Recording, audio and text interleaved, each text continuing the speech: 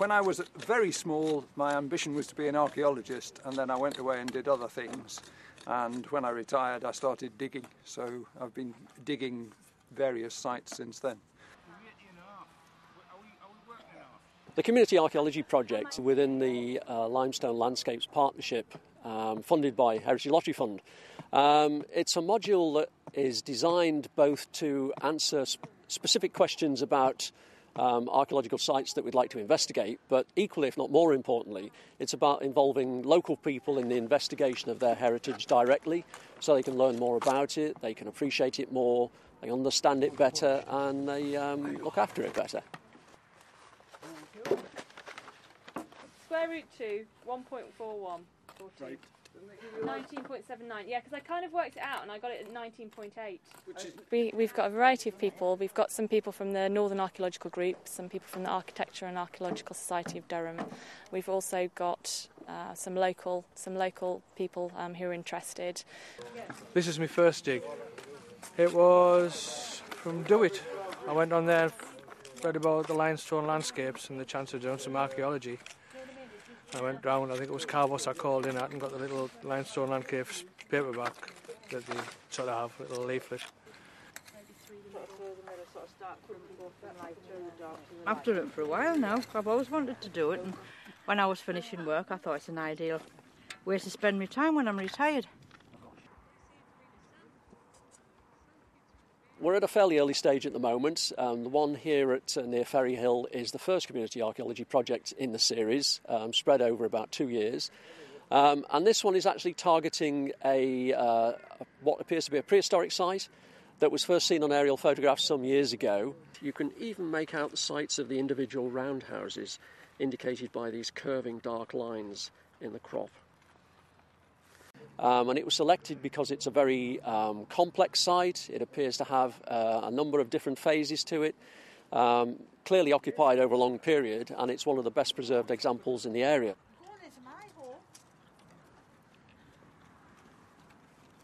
Today we've got two trenches open. This trench we're excavating an Iron Age roundhouse, and with an enclosure boundary ditch that comes down the side. I'm digging a piece here. We're looking for the end of the ring ditch that you can see the little bits where we've dug out. We've got the end over there, and we're hoping this is the other end of it here. So the entrance is in the middle. The other trench is been sited over 3 enclosure ditches, 3 quite large enclosure ditches. One which might be there might be a break in it, so we might have an entrance. Well, we're clearing out the ditches that got dug the other day and cleaning up the edges so that we can see what's going on and develop the section so we can see the different layers. And occasionally I dispute with Becca over whether or not I should be digging out a bit more, but the answer's always, well, invariably, not the bit I want to dig out. Well, it's been very gratifying, actually. On many sites like this, late Iron Age enclosure sites, the amount of pottery that comes out is typically fairly small, and usually it's not that well preserved. You tend to get very tiny, very abraded pieces of pottery, which are not very impressive at all. But I'm happy to say in this particular case, we have a rather better state of preservation, and we have some quite large sherds of pottery from the later Iron Age.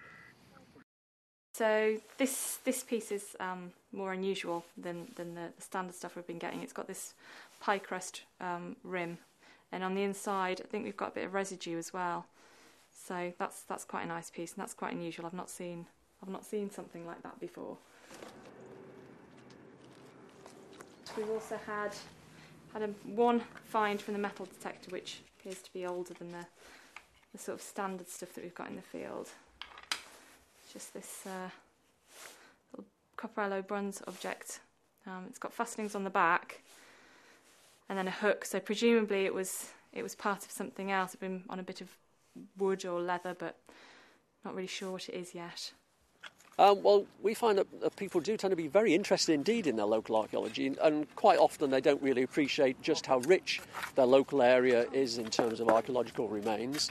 It's very enjoyable not only for people to learn about the past of their particular area, They get to have healthy physical exercise outdoors. They meet people from many different backgrounds, different walks of life. So you have that social interaction as well, and they all come together to work as a team. So it's a sort of team-building exercise as well. I think it gives you a sense of place, sense of heritage. It's very interesting. This site probably dates from about, well, at least 2,000 years old, possibly earlier.